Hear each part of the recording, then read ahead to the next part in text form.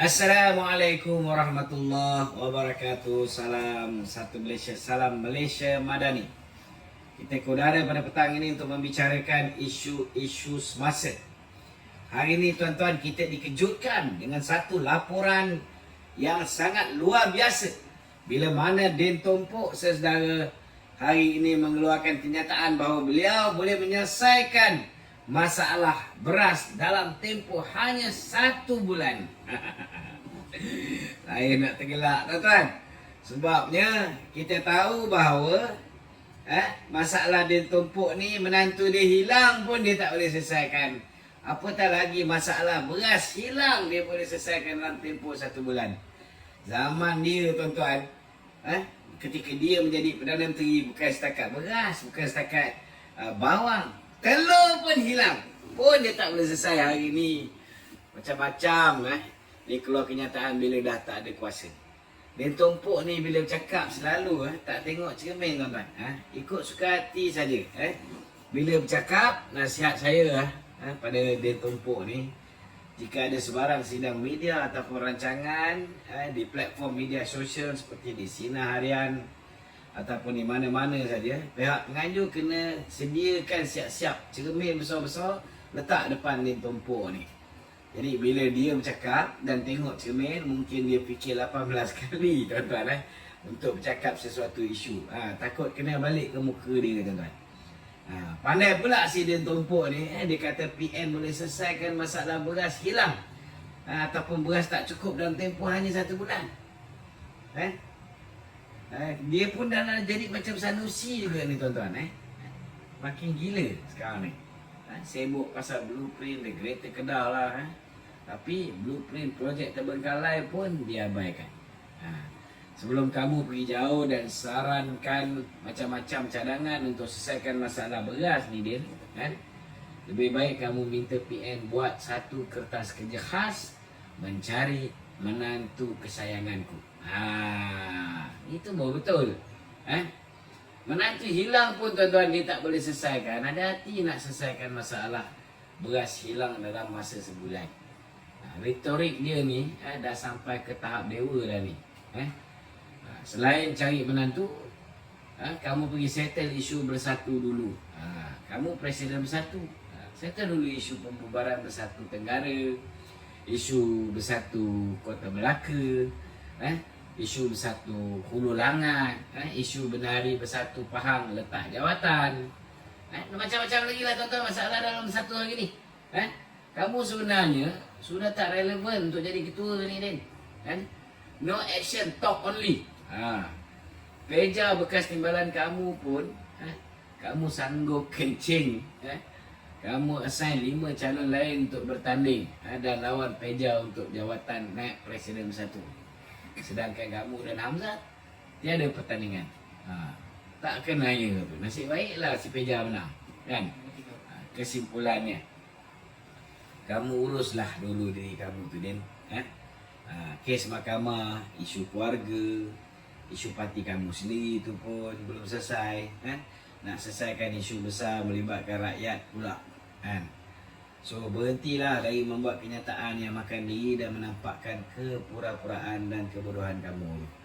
Simpan sikit bodoh. Okey, ada soalan lain? Silakan. Kawan-kawan di TikTok kalau ada soalan, bolehlah ajukan soalan pada saya. Okey, tolong ulas sedikit berkaitan dengan isu nafas dan juga khazanah yang sedang hangat kan sekarang ni. Nafas, sudah tak bernafas sekarang ni. Untuk makluman semua, Perdana Menteri Datuk Seri Anwar Ibrahim sendiri bertegas tidak akan menghalang dan masuk campur dalam siasatan terhadap pertumbuhan peladang kebangsaan ataupun nafas dan khazanah nasional ataupun khazanah oleh pihak berkuasa termasuklah Suruhanjaya Pencegahan Rasuah. Perdana Menteri sendiri mahu siasatan dilakukan dengan adil tanpa mengira pangkat dan jawatan ataupun sama ada melibatkan syarikat kerajaan maupun swasta. Beberapa hari ini tuan-tuan, heboh isu perlembagaan pertumbuhan peladang kebangsaan nafas. Walau ia badan yang bebas, tapi ia sebenarnya di bawah Kementerian Pertanian dan Keterjaminan Makanan. Baru-baru ni juga terdapat kes melibatkan Khazanah Nasional Berhad yang mana pengurusinya adalah Perdana Menteri sendiri. Tapi seperti saya katakan, Perdana Menteri memberi jaminan tidak akan halang siasatan kalau ada laporan. Kalau salah siasat, kalau salah dakwah. Kalau salah juga hukum. Ini Perdana Menteri cakap. Kan? SPRM juga telah memulakan siasatan berhubung kerugian pelaburan berjumlah 43.9 juta yang dialami Khazanah dan Permodalan Nasional Berhad PNB dalam fashion balance. Bibi Yusof lah ni tuan-tuan. Kan? Dalam hal ni kita serahkan kepada pihak SPRM untuk menjalankan siasatan terhadap nafas dan dakwaan penglibatan kartel dalam pengedaran dan pembekalan kontrak baja padi. Bukan sikit tuan-tuan, banyak. Kan? Perdana Menteri sendiri turut rasa kecewa dan rasa tidak senang dengan kumpulan kartel di mana kumpulan ini cuba menjaga kelompok mereka sahaja, bukan menjaga kebajikan rakyat. Arahan Perdana Menteri kepada Jabatan Audit Negara sebelum ni untuk melakukan pengauditan terhadap 2,000 syarikat berkaitan kerajaan, JLC. Ini antara langkah tepat dan dapat menghindari daripada berlakunya ketirisan dana yang besar. InsyaAllah tuan-tuan, saya yakin di bawah pemerintahan Dato' Seri Anwar ini lebih banyak kepincangan akan didedahkan, lebih banyak rompakan-rompakan, samunan-samunan, sakawan-sakawan bakal terdedah. Saya nampak Ronald Kiamdi dengan Ustaz Zawawi punggung dah panas dah tuan-tuan. Bila kartel yang terlibat dengan projek baja sampai 1.8 bilion sudah mula satu persatu diangkut oleh pihak SPRM. Okey, soalan lain silakan. Datuk, boleh ke Datuk ulas secara serius, bukan gurau Datuk, berkaitan dengan mimpi Hadi Awang bertemu dengan Rasulullah baru-baru ini. Banyak polemik yang telah dikeluarkan di media sosial. Jadi apa pandangan Datuk secara serius lah? Macam mana nak ulas Hadi Awang jumpa Rasulullah ni? Kita nak ulas secara serius. Sebab kenyataan tu pun agak melucukan dan meragukan. Tak apalah. Saya cubalah serius. Tambah sekali. Ni nak suruh jawab dari segi sudut agama. Sudah agama. Sudut agama. Pertama sekali harus kita ketahui adakah boleh kita bermimpi bertemu Nabi Muhammad sallallahu alaihi wasallam dan jadikan mimpi tersebut sebagai hujah.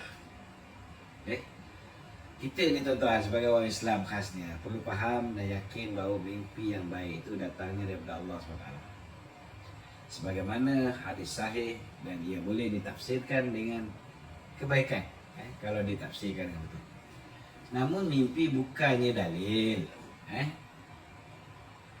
Dan mimpi tak boleh dijadikan hujah untuk sesuatu tindakan, termasuklah mimpi bertemu dengan baginda Rasulullah SAW. Kerana sebagaimana para ulama mujtahid boleh tersilap dalam ijtihad, maka demikianlah juga para pentafsir mimpi juga boleh tersilap.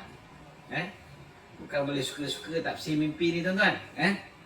Saya nak berkongsi satu cerita di mana pernah seorang lelaki bertemu baginda Rasulullah SAW dan menceritakan mimpinya. Dalam masa yang sama ketika itu, Sayyidina Abu Bakar cuba mentafsirkannya.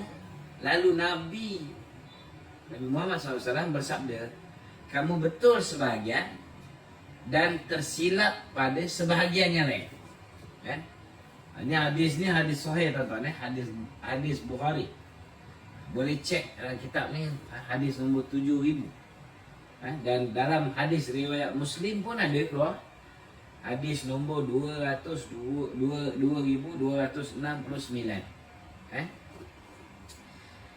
Bayangkanlah tuan-tuan, sekiranya Sayyidina Abu Bakar As-Siddiq pun boleh tersilap mentafsirkan mimpi yang baik, apatah lagi kalau setakat Adi ni tuan-tuan. Justru itulah mimpi tidak boleh dijadikan hujah dan dalil pada apa-apa tindakan. Apatah lagi kalau Bala Subramaniam jumpa Haji Hadi yang bertemu dengan Rasulullah. Gila. Dia jumpa Haji Hadi, jumpa Rasulullah. Bukan dalam mimpi ni. Selain itu juga tuan-tuan, menurut Imam Zakarshi dalam kitab Al-Bab Al-Muhid fi Usul Al-Fiqh, beliau berkata yang tepat ialah mimpi tidak mensabitkan satu hukum syarak ataupun satu bukti. Meskipun mimpi bertemu dengan Nabi itu benar dan syaitan tidak boleh menyerupai Nabi, tetapi orang yang tidur bukanlah orang yang berkelayakan untuk menyimpan dan meriwayatkan, kerana ia tidak boleh menjaganya. Selain itu juga tuan-tuan, ada pun mentafsirkan mimpi, ia harus bagi mereka yang diberikan kemahiran saja. Menurut Ibnu Abdul Albar dalam Al-Tamhid, apabila ditanya kepada Imam Malik, adakah setiap orang boleh mentafsirkan mimpi? Lalu kata beliau, adakah dengan kenabian dipermainkan? Ini merujuk kepada hadis sahih yang menjelaskan bahawa mimpi yang baik adalah satu juzuk daripada 46 juzuk kenabian. Kata Imam Malik lagi, tidak boleh mentafsirkan mimpi melainkan yang mahir tentangnya, orang yang ada kepakaran tentang mimpi. Sekiranya dia bermimpi yang baik, dia boleh menceritakan kepada orang lain. Sekiranya dia bermimpi yang tidak elok, hendaklah dia berkata baik ataupun diam saja. Jadi berkaitan dengan isu baru-baru ni, iaitu Hadi Awang kata muka Nabi hitam. Tuan-tuan, jika benar itu, biar dia sendiri bertanggungjawab dengan apa yang dia kata. Begitu jugalah bila Bala Subramaniam tadi itu, tuan-tuan, berkata beliau pernah jumpa Nabi Muhammad sallallahu alaihi wasallam. Bukan setakat dia nampak Haji Hadi jumpa dengan Nabi. Bala Subramaniam pun pernah jumpa. Tuan-tuan tahu tak ni Bala Subramaniam ni siapa? Bala Subramaniam ni ialah pengurusi Dewan Bukan Islam PAS. Dia kata dia pernah berjumpa dengan Nabi Muhammad sallallahu alaihi wasallam. Itu pun kita biarkan pemimpin PAS bertanggungjawab dengan kenyataan tersebut, sebab mereka tidak komen apa-apa pun, tuan-tuan, tentang kenyataan Bala Subramaniam ni. Okey, silakan. Okey, Datuk. Apa pandangan Datuk mengenai kerjasama politik BNPH dan antara parti politik untuk PRN Sabah yang akan berlangsung tahun depan ni? Pertama sekali, Yang Berhormat Datuk Seri Zahid Hamidi, Presiden UMNO dan Pengurusi Barisan Nasional telah mengesahkan bahawa Barisan Nasional BN dan Pakatan Harapan telah memuktamadkan kerjasama untuk menghadapi pilihan raya negeri Sabah yang dijangka berlangsung tahun depan. Dalam arti kata lain, BN dan PH akan memasuki pilihan raya Sabah bersama. Persetujuan antara BN dan PH itu menjadi asas kepada kerjasama untuk menghadapi PRN Sabah. BN khasnya tidak pernah menutup pintu untuk menjalinkan kerjasama dengan gabungan parti-parti di Sabah ataupun mana-mana kerjasama dengan parti-parti yang ada di Sabah.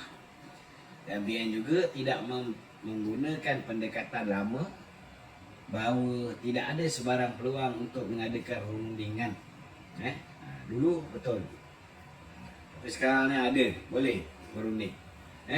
Pengurusi BN Sabah Datuk Seri Bong Mukhtar Adin juga selari dengan pandangan pengurusi BN, di mana kerjasama ini amat bersesuaian dengan landscape politik Sabah dan disesuaikan dengan situasi politik di peringkat nasional. Selain itu, bagi parti lain selain daripada komponen BN dan PH, Rundingan terperinci akan diadakan apabila tiba masanya. Dah bubar nanti baru kita runding lah. Kan?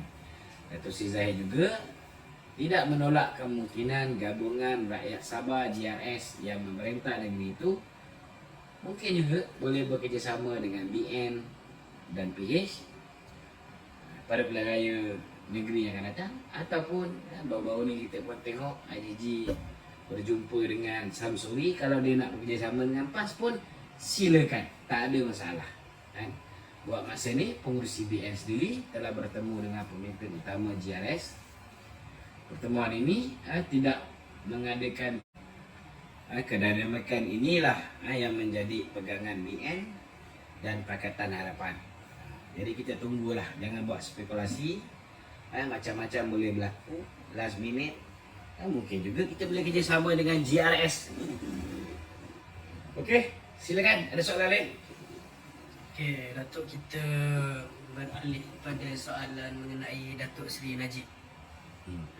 Terdapat pelbagai tomahan dan persepsi negatif dari sesetengah penyokong Datuk Seri Najib.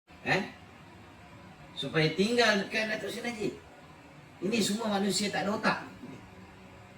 Sepatutnya hari ini dia galakkan orang mendesak supaya Datuk Seri Najib diberikan keadilan. Mendesak supaya orang-orang yang menyeleweng dana 1MDB ini dihadapkan ke muka pengadilan. Patut hari ini dia orang buat bising. Patut hari ini dia orang pertikaikan kenapa manusia bernama Zeti Akhtar Aziz, Governor Bank Negara, yang diberikan surat daripada kerajaan Saudi dan juga Kementerian Kewangan Saudi dan juga kerabat diraja Saudi. Datuk Seri Najib bagi surat kepada Zeti supaya Zeti cek betul ke ni Kementerian Kewangan nak bagi duit kepada dia. Orang ni rupa-rupanya suami dan anak dia dapat 715 juta daripada Jolo. Mestilah nasihat dia kepada Datuk Seri Najib, nasihat yang membolehkan dia punya keluarga menerima dana daripada Jolo, menerima suapan rasuah daripada Jolo. Sama juga Datuk Seri Najib, bila ada permohonan daripada SRC International untuk memohon pinjaman daripada KUAP, Datuk Seri Najib arahkan Nur Muhammad Yaakob, bekas Menteri Mahathir ni, Zeti pun orang Mahathir juga, untuk membuat due diligence dan sediakan cabinet paper sama ada patut tak bagi pinjaman KUAP 4 bilion ringgit kepada SRC International. Orang ni dapat 85 juta ringgit daripada Jolo. Takkan dia akan buat laporan yang adil, laporan yang baik untuk memastikan dana KUAP ni selamat. Orang ni sehingga hari ni tidak didakwa. Zeti sehingga hari ni tidak didakwa. Jolo, the main culprit, yang DOJ kata terima 1.2 bilion US dollar, sampai sekarang tak didakwa. Nick Faisal tak didakwa. Tim Lesnar terima 75 juta. Sampai sekarang tak didakwa oleh kerajaan Malaysia. Roger Ng pun terima 35 juta ringgit, dan ni US dollar. Ramai orang. Girlfriend kepada Tim Lesnar, siapa nama dia? Rosanna, yang juga pernah menjadi CEO kepada Astro.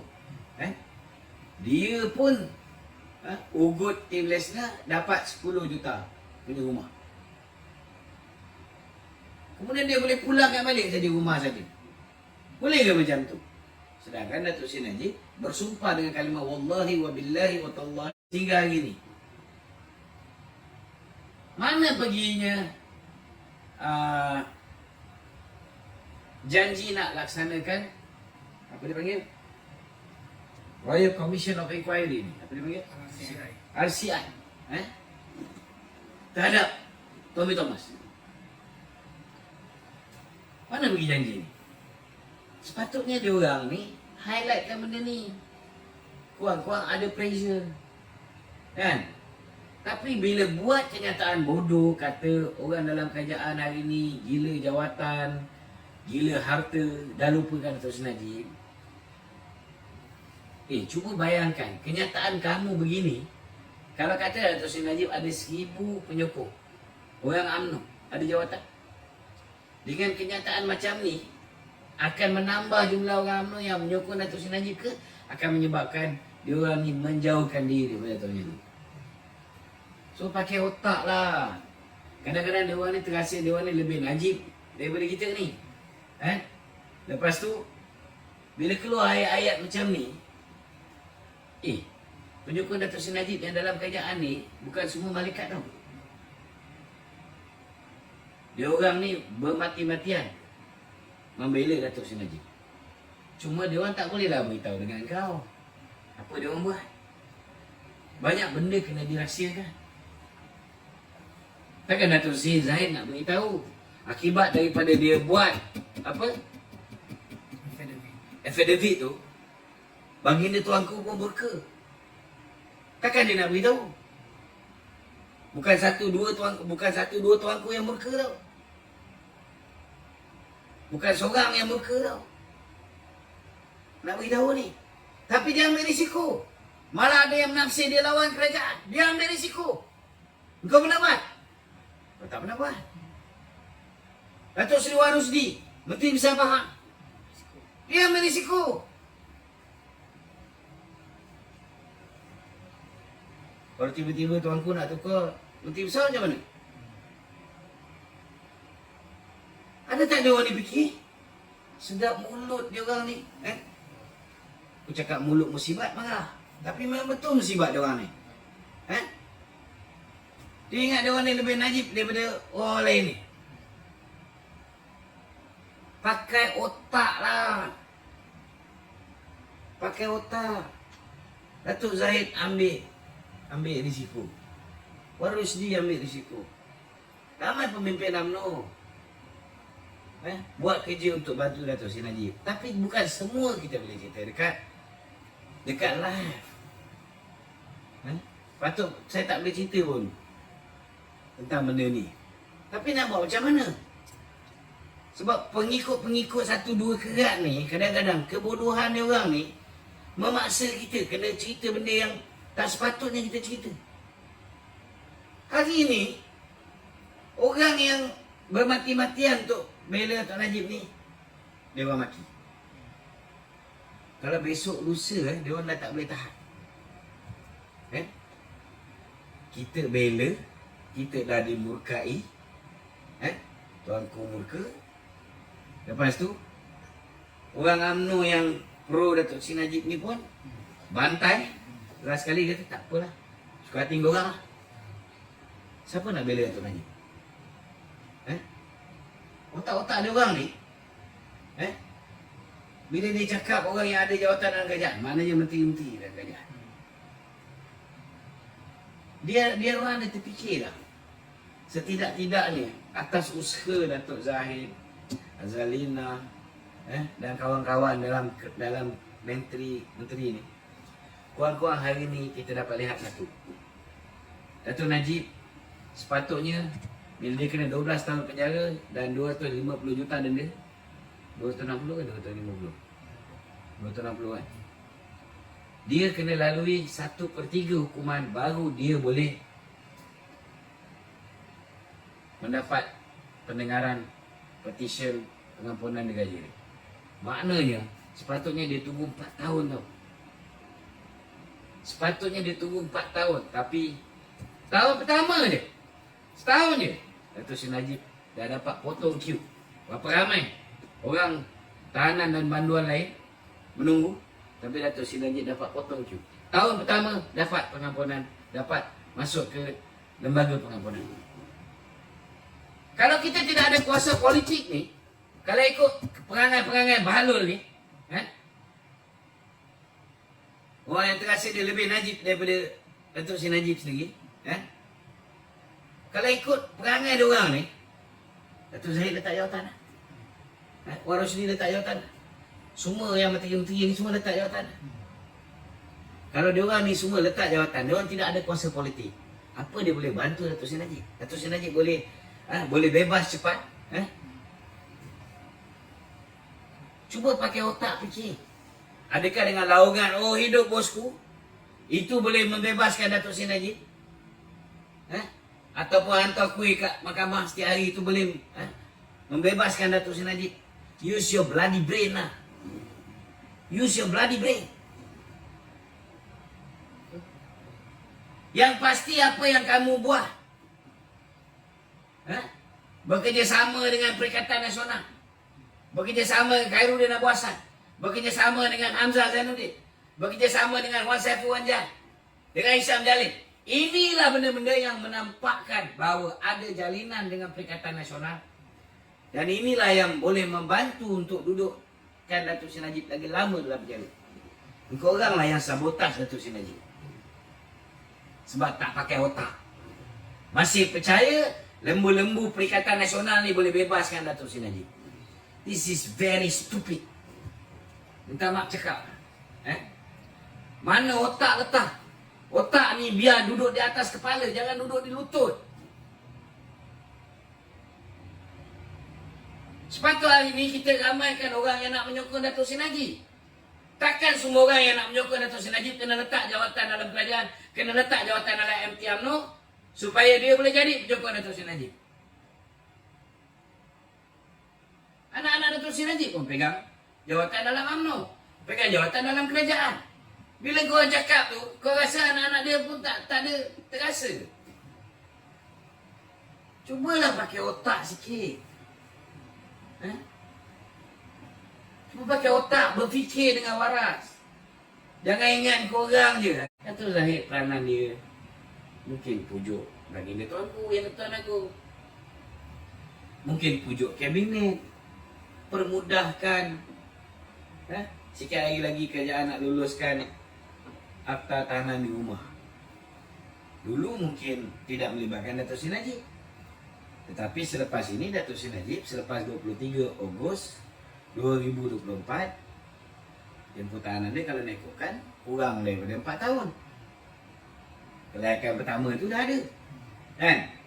Cuma dari segi kes-kes mahkamah dia yang lain belum selesai. Satu kes dah selesai. Dulu kalau Tan Sri Idrus Harun tak batalkan representasi, 4 representasi yang sepatutnya dah DNAA. Tapi silap pasal umum Datuk Seri Zahid dapat DNAA. Saya dipahamkan Tan Sri Idrus Harun batalkan representasi yang dah pun diterima. So kena mohon balik representasi. Dan alhamdulillah untuk kes pindaan audit, laporan audit ampunan penuh daripada ke bawah Duli Yang Maha Mulia Seri Paduka Baginda Yang Tuan Agong yang baru, yang ke-17. Jadi jangan kita ialah, saya cakap terus terang lah, saya cakap terus terang. Saya bimbang. Saya bimbang. Dan saya boleh nampak malapetaka yang bakal dihadapi oleh negara kita. Disebabkan kebodohan puak-puak ni, Malaysia ni mungkin akan berhadapan dengan malapetaka. Kenapa saya kata begitu? Sebabnya, ambil contoh lah. Pertama ni, puak dalam UMNO yang terasa dia ni lebih najib daripada kita. Tak habis-habis serang DAP, satu hal. Tak habis-habis nak tengok kerajaan ni untuk satu hal. Tapi yang paling saya takut, perangai diorang, apa yang diorang buat pada PRN yang ke-16, PRN di 6 buah negeri ni, akan diulangi pada PRN yang ke-16, PRU yang ke-16. Bagaimana ada 1-2 pihak yang mengatakan undi PN, tak sanggup undi PN, undi bebas. Benda yang sama akan diulang PRU yang ke-16. So kalau benda ni berlaku, apa akan jadi? Datuk Seri Najib akan merengkuk dalam penjara sampai bila?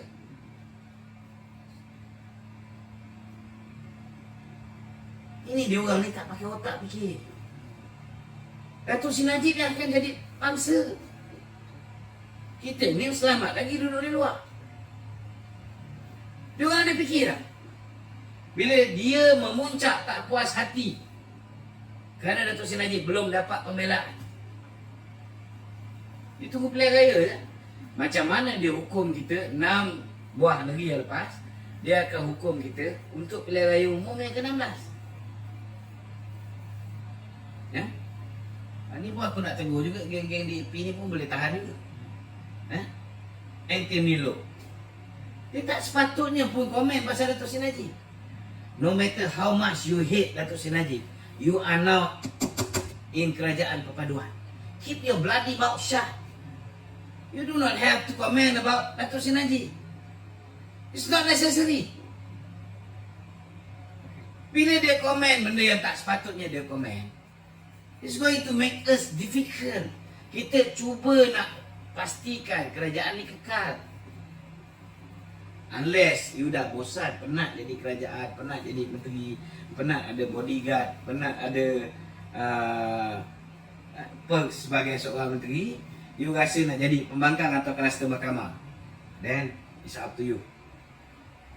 But you are together with UMNO, and Datuk Seri Najib is part of UMNO.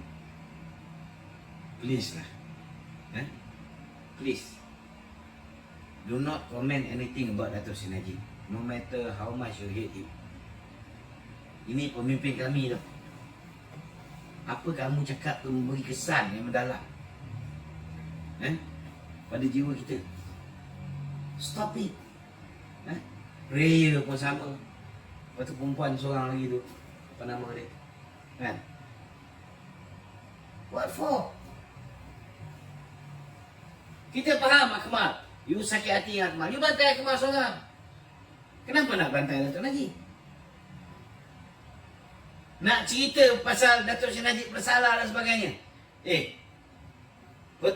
Pasukan petugas khas mendapati Tommy Thomas dalam buku dia Justice in Wilderness telah langgar 17 kesalahan.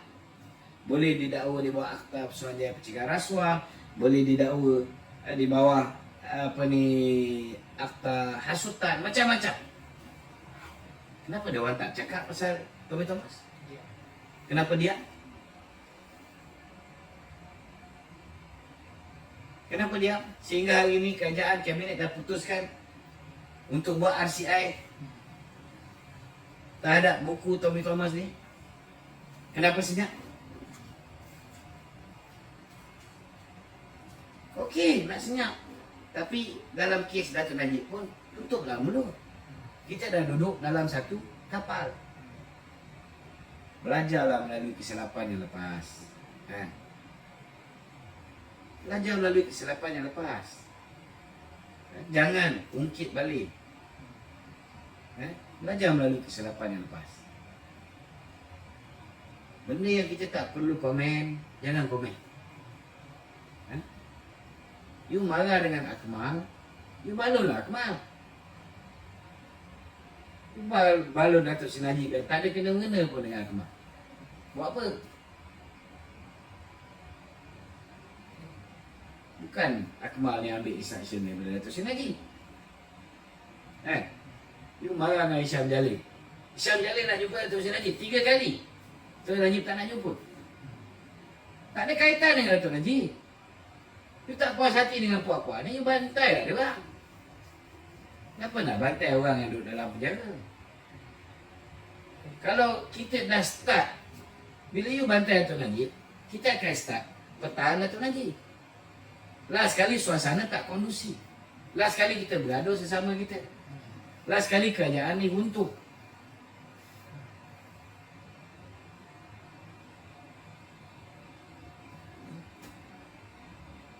Unless ada planning nak bawa PAS masuk dalam, kita pun tak ada masalah, kan? Kalau nak bawa PAS masuk dalam, bawa, no problem, kan? Setidak-tidaknya PAS boleh menyucikan DAP. Kan? Tapi kena ingat,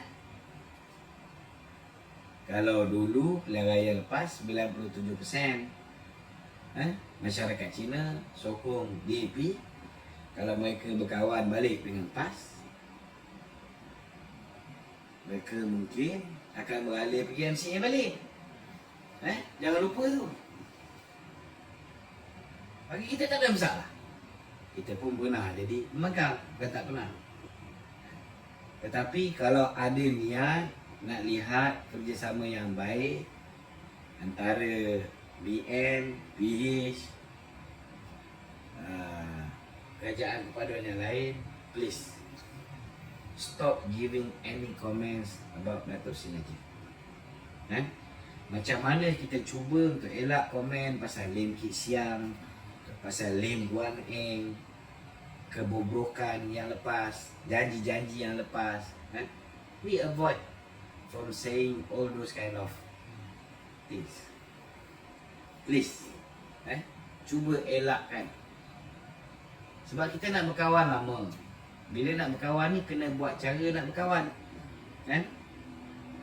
tak boleh berkawan dalam masa yang sama you libas kawan. Akmal tu kita pun dah tahu lah dia dengan Isyamuddin Tun Nusif. Jadi kita jangan bazir masa. Kita anggap je lah, biarlah dia. Dia kepala dia. Apa dia cakap tu tidak mewakili parti kita. Jadi jangan belasah parti. Jangan belasah orang yang masih disayangi oleh parti kita. Okey, ada soalan lain? Datuk, baru-baru ini kerajaan ada memberi gambaran lah bahawa akan mempertimbangkan kembali GST jika pendapatan rakyat itu sudah baik. Jadi apa pandangan Datuk dari segi konteks mengembalikan balik GST itu kepada sistem pencukaian negara kita? Kalau tanya dengan saya, belanjawan itu hari saya dah umumkan GST dilaksanakan balik. Kerana kita tak nafikan bahawa GST ni perbezaan hasil antara SST dengan GST ni 40 bilion. Kalau ikut sekarang punya saiz ekonomi. So, kalau kita bijaksana, daripada kita buat 10 pengumuman yang tidak popular, bukankah lebih baik kita umum satu pengumuman yang tidak popular, hidupkan balik GST. Tak kira lah nak tukar GST ke, nak tukar VAT ke, nak tukar Madani Tax ke, namakanlah apa saja, but it must be, konsep dia sama dengan sistem pencukaian GST. Set policing, dia sebuah cukai yang efisien. Cukai itu pun kena ikut cara ketik lama lah. Tak boleh pukul rata semua sekali ada GST. Dia kena ada sebahagian tu perbekalan SIFA, perbekalan dikecualikan, dan ada perbekalan standard. Ada yang 6% zero rated dengan exempted product. Dan it got to be 6%. Jangan pandai-pandai turunkan kepada 3%. Dia tak boleh cover. Kita dulu nak buat 4%. Tapi pasal kita nak bagi zero rated kepada barang-barang keperluan asas, orang miskin semua makan makanan dia orang apa semua sekali kan, keperluan asas dia orang ni. Dan kemudian untuk bayar banking sistem kita, kesihatan, pendidikan, kita nak exempt, apa ni, dikecualikan, maka kita terpaksa mulakan dengan 6%. So kalau nak buat balik, buat dengan 6%, bukan dengan 3%. Kena buat. Bertanya saya rasa perlu buat tahun depan. Setidak-tidaknya ada 2 tahun sebelum pilihan raya. Tapi kalau kita tak buat tahun depan, buatlah selepas pilihan raya yang akan datang. Next year is not the best year to announce nak buat GST. Itu pada pandangan saya lah. Okey, ada soalan lain? Tak ada. Okey, minta tolong sahabat-sahabat, tolong share live kita pada malam ni, yang petang ni. Semoga ianya dapat memberi kefahaman kepada seberapa ramai yang mungkin. Assalamualaikum warahmatullahi wabarakatuh.